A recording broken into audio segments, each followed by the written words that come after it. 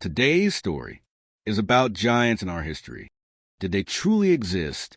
Various reports of giants in history. Not all of these were pre-flood as spoken of in Genesis 6 verse 4, but still fascinating nonetheless. Obviously, the reports from various cultures would have been after Babel, therefore post-flood. 15-foot human skeleton found in southeast Turkey in late 1950s in the Euphrates Valley during road construction. Many tombs containing giants were uncovered here. Rome 235 to 238 AD. This was an 8 feet 6 inches skeleton. Goliath was about 9 feet plus, or a few inches. Samuel 17:4 late 11th century. King Og spoken of in Deuteronomy 3 verse 11, approximately 14 feet by 6 feet wide. King Og was at least 12 feet tall, yet some claim up to 18.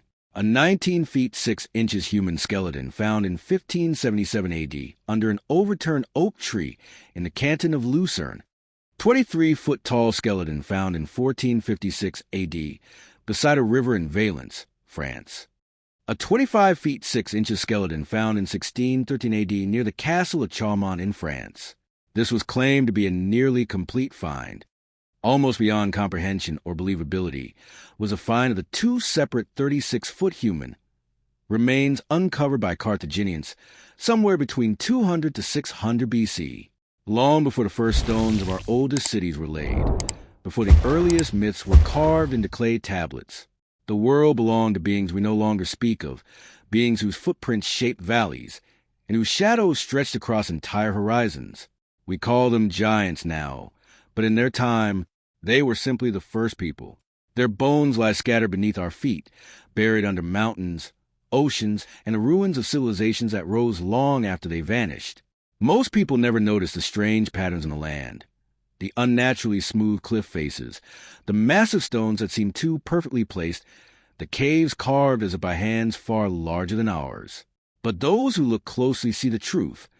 Humanity inherited a world already shaped by something far greater. According to the oldest stories whispered by tribes who lived before writing, giants walked alongside early humans. They were not monsters, but guardians of the earth. Their voices were said to rumble like distant thunder, and their eyes glowed with the memory of the world's creation.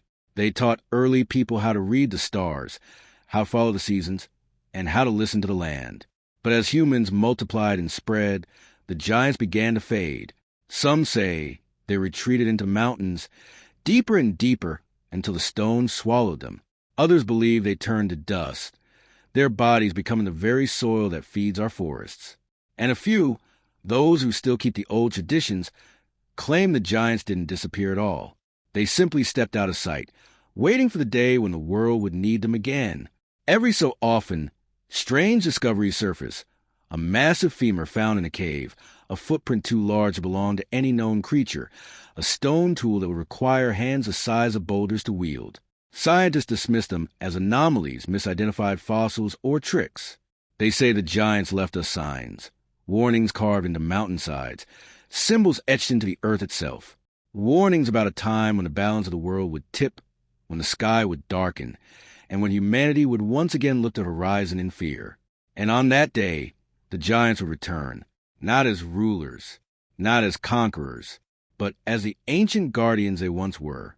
Until then, the world remains quiet.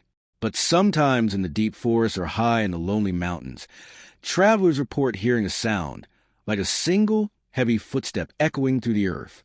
A reminder that the first people may not be as gone as we think. If you like this story, please like, comment, and subscribe. Thank you.